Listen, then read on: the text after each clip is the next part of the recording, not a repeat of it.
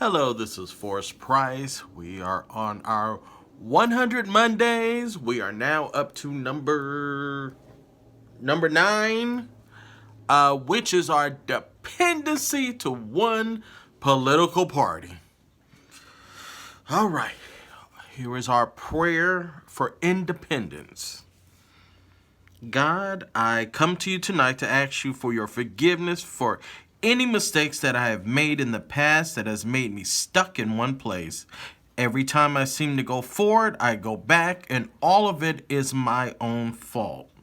Lord, I need you to help me to get over whatever it is that's holding me back from my full potential and bless me that I can regain my independence and finally be happy. I pray for good friends, for good health and success in whatsoever endeavors I choose.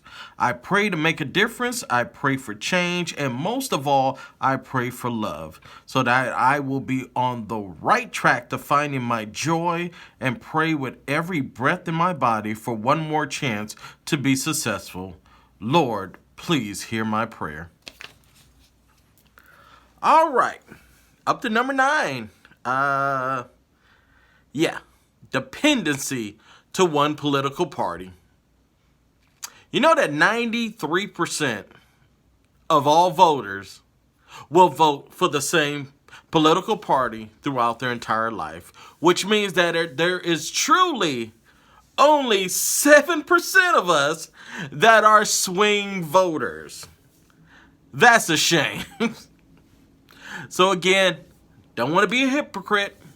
Here is my history as far as voting. I was raised in a Democratic family, so yes, I definitely voted Democrat. I voted Democrat probably up until my 30s, and then I switched to being an independent, and I've still mainly voted. I'm not gonna lie, I still mainly voted for Democratic candidates, but I did not vote for people as much. It wasn't a situation where I just voted for people. I voted more measures or things like that. When I got to my 40s, I did switch back to the Democratic Party because in the state of California, you can only vote for an independent candidate in the primaries. So because I wanted to vote for Obama, I switched back to the Democratic Party. Now that he is out of office, I have switched back to being an independent, and I will never, ever, ever in my life ever be a part of the big two, meaning a Democrat or a Republican. So that is my history.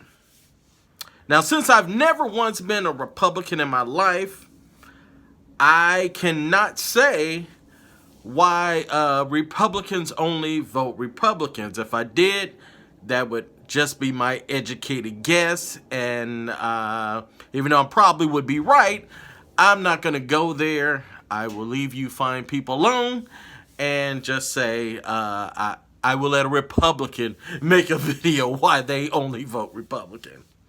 So that leaves me with the Democrats. So let's just go through a brief history of the Democratic Party. They were formed back in the 1850s, and it was the party that defended slavery. Oh, yes, they did. They defended slavery until it was gone.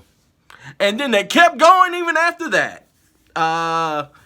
Those Democrats went against anything that was in my best interest. The first crack didn't happen until 1948 when Democratic President Harry Truman enacted acts for desegregation, which forced most of the Democrats in the South to create what was the Dixiecrats. And then they nominated South Carolina Governor Strom Thurmond as a Dixiecrat presidential nominee. He lost, and if you know about Strom Thurmond, he became a staunch Republican But he started out with those Dems, those crazy Dems they talk about. That's where he started. So, then came Democratic President, what's his name? Lyndon Johnson, who established the Civil Rights Acts and the Voting Acts, and that was it for the Dixiecrats. That was it for the Democrats in the South. They all switched Republicans, and all the blacks who were Republican then switched to the Democratic Party. And it has been that way ever since. So, here are the top reasons that we only vote Democrat. 1, they think all Republicans are racist. 2, they think Republicans are only for the rich. 3, they are following the footsteps of their parents. 4, they're following the footsteps of their friends. 5, they're following the footsteps of their church or social groups. And 6, they believe they have their best interest at heart.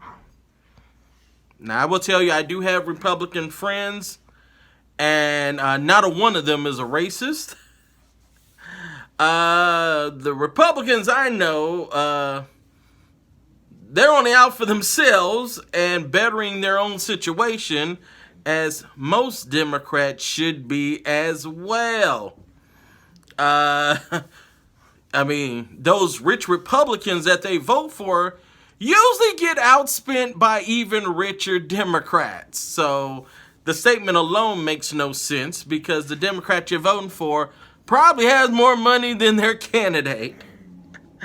As far as all of those footsteps that we are influenced by, it's sad that we are dependent on how we were raised, or scared to go against the majority, or just won't stand up for what we know is right. We can't be dependent on the past, or being scared to upset your friends, or the people in your social groups, or even your church members. Stand up for what you know. All right. Should we always vote for what's at our best interest? You know, there are people who only vote for a candidate because they stand for one issue. Is that one issue more important than voting someone who you know is foul, who's not a good candidate, who's not even deserving, who you honestly know doesn't know what they're doing? Is that one issue better than all of that? I'd say no, but some people actually do. So please, people, use your head when voting. You know, to this day, I only vote for certain local issues, or someone I know.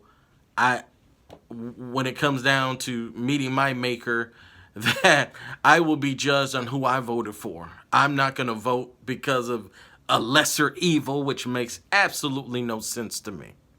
So please vote with your head and stop being dependent to one party because you feel you're supposed to. All right, next week, back to our addiction. We're going to be talking about our addiction to junk food. See you then.